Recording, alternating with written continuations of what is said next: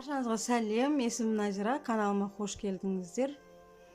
Бүгін сіздермен өзбек халқының ұлттық тағамы юфка пісіру рецептісімен бөлісетін боламын. Өте дәмді тағам, менімен бірге осылай жасап көріңіздер. Бұл тағамды дайындау үшін мен ең алдымен қамырды илеп дайындап алдым.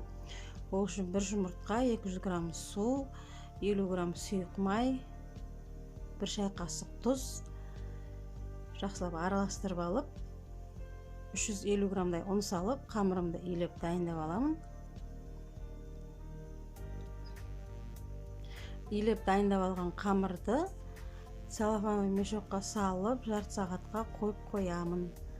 Енді ішіндегі салмасын дайындайтын боламын. Ол үшін маған 400 грамм фарш, жарты келі пияз, чеснок және 2 сәбіз қажет болды.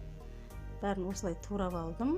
Пиязды майдалап, сәбізді соломка, чеснокты да майдалап турап дайындап қоямын. Сосын дайын болған қамырды алып, осылай ұзыншақ етіп созып, майда бөліктерге бөлемін. Видеомды соңына дейін қарап, каналыма тіркеліп, лайк басып, мені қолдап қойыңыздар. Бөліп алған қамырды осылай бәрін домалақтап аламын. Мінекей, домалақтап алған қамырдың бетін жауып, тағы да 10 минутқа қойып қоям. Сосын салмасын дайындайтын боламын. Ішіндегі қызып тұрған майға пиязды ең алдымен салып қуырып алам. 5 минуттай пиязды қуырып алған соң, үстіне сәбізді саламын. Екеуін араластырып, және 5 минут қуырамын. Сосын үстіне фаршты салып, жақсылап араластырып, оның үстіне чеснокты саламын. Сосын дәмдеуіштер, тоз, бұрыш, мята және фаршқа арналған дәмдеуіш мендегі. Бәрін осылай араластырып, бұқтырып пісіріп аламын. Салмасы піскенше қамырымды жайып дайындап алатын боламын. Осылай видеодағыдай жайып дайындап алыңыздар. Жұқа етіп жайысыздар. Мінекей қамырдың бәрін осылай жайып дайындап аламын.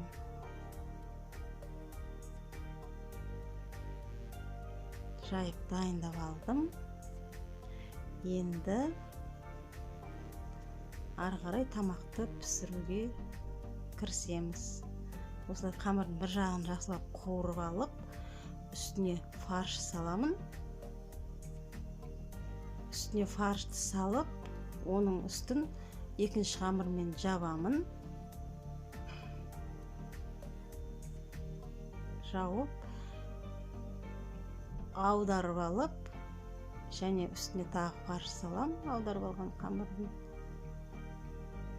Және оның да бетін қамырмен жабамын. Жауып, тағы да аударамын. Жайып алған қамырыңыз біткенше осылай жасай бересіздер. Бұл жерде жылдамдық керек. Аударған кезде жылдам аударып жүрмесеңіздер, ішіндегі фарш шашылып қалуы мүмкін. Және фарш саламын. Ой пікіріңізді комментарий бөлімінде қалдырып қойсаңыз болады.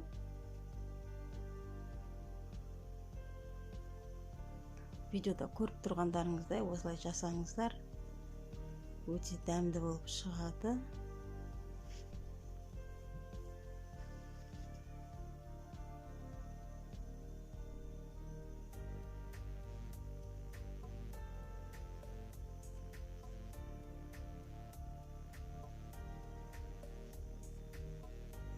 Бұл өзбек халқының ұлттық тағамдарының бірі.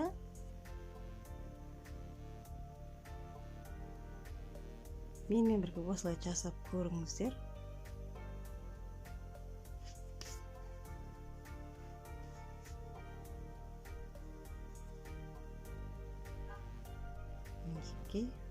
Және фарш саламын. Үстін тағы қамырмен жауып, тағы аударамын.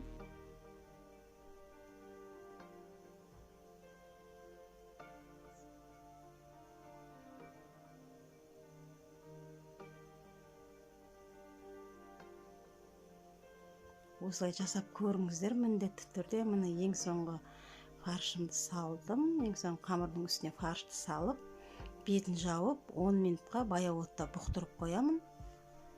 Мінекей менің тамағым дайын болды.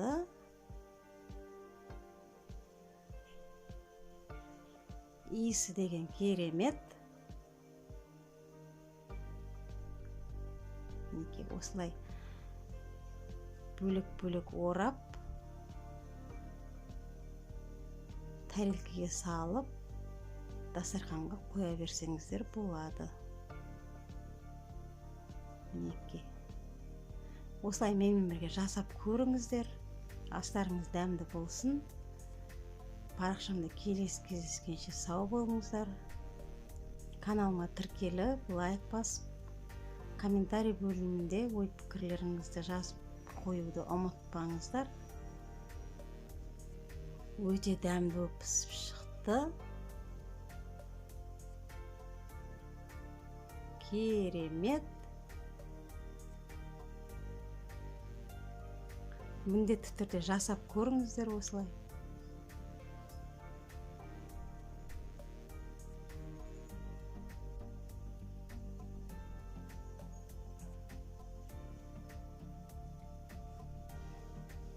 Астарыңыз дәмді болсын.